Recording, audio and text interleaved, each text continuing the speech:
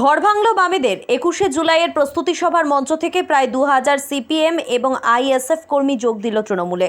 বিভিন্ন জেলায় চলছে তৃণমূলের 21শে জুলাইয়ের সভার প্রস্তুতি। তার মধ্যে তৃণমূলের ভিত আরও শক্ত হলো দক্ষিণ 24 পরগনায়। মথুরাপুর 1 নম্বর ব্লকের শঙ্করপুর গ্রাম পঞ্চায়েত তৃণমূল কংগ্রেসের উদ্যোগে 21শে জুলাইয়ের প্রস্তুতি সভার আয়োজন করা হয়েছিল মাদারপাড়া পোল এলাকায়। সেই প্রস্তুতি মঞ্চে প্রায় 2000 সিপিআইএম এবং আইএসএফ কর্মীরা সাংসদ বাপি হালদারের হাত ধরে তৃণমূল কংগ্রেসে যোগদান করলো। 2026-এর বিধানসভা নির্বাচনের আগে তৃণমূলের হাত শক্ত করতে এবং মুখ্যমন্ত্রী মমতা বন্দ্যোপাধ্যায়ের উন্নয়নের জোয়ারে উদ্বুদ্ধ হয়ে মথুরাপুর 1 নম্বর পঞ্চায়েত সমিতির সিপিআইএমের সদস্য ওমর ফারুক সহ তার নেতৃত্বে শঙ্করপুর গ্রাম পঞ্চায়েত এলাকা থেকে প্রায় 2000 বিরোধী কর্মী স্বেচ্ছায় এদিন শাসক দলে যোগদান করেন।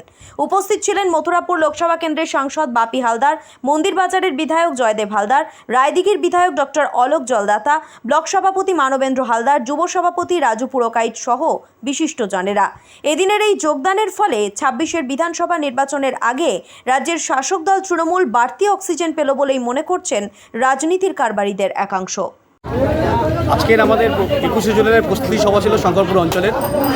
এই সভাতে আমাদের দল থেকে যারা আগে বিগত দিনে আমাদের তৃণমূল কংগ্রেসের সাথেই ছিল, তারা কোনো কারণবশত ভুল বুঝে আমাদের দল থেকে বেরিয়ে গেছিলেন।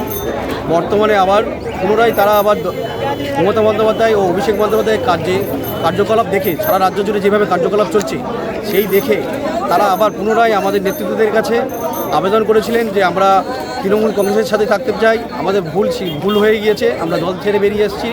সেটার বলে আমরা দলগতভাবে সিদ্ধান্ত নিয়ে আজকে তাদেরকে আমাদের দলে প্রায় 2000 বেশি কর্মী আমাদের যুক্ত হলো দলে।